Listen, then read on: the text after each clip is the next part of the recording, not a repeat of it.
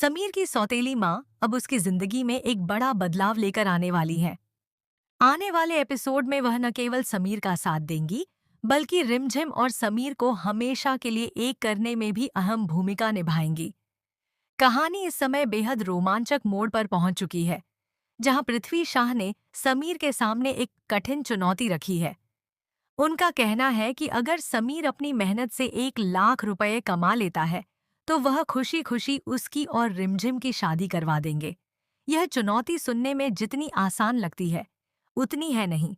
समीर पूरी मेहनत से इस लक्ष्य को पूरा करने की कोशिश करता है और हर कदम पर रिमझिम उसका हौसला बढ़ाती रहती है। इसी बीच समीर अपनी गायकी को बेहतर बनाने के लिए मशहूर संगीत गुरु साधना जी के पास पहुंचता है। शुरुआत में साधना जी उसकी प्रतिभा और व्यवहार से प्रभावित नजर आती है की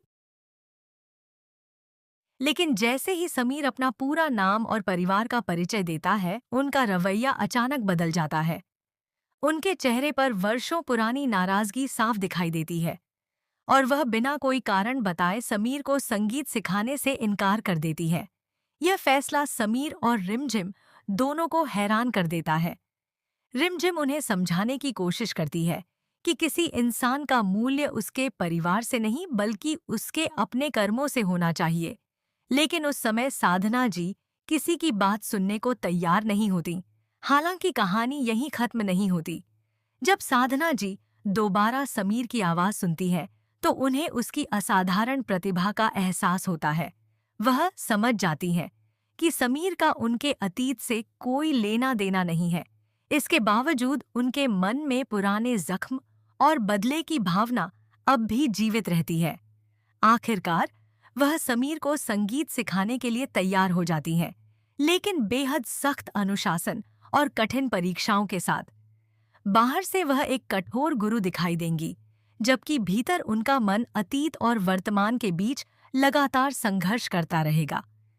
इसी दौरान एक और बड़ा मोड़ आता है। समीर की सौतेली माँ महल पहुंचती हैं, जहां रिमझिम उन्हें पूरी सच्चाई बताती है। रिमझिम की सादगी, ईमानदारी और समीर के प्रति उसका समर्पण देखकर उनका दिल बदल जाता है। उन्हें एहसास होता है कि रिमझिम जैसी लड़की ही समीर की जिंदगी को खुशियों से भर सकती है।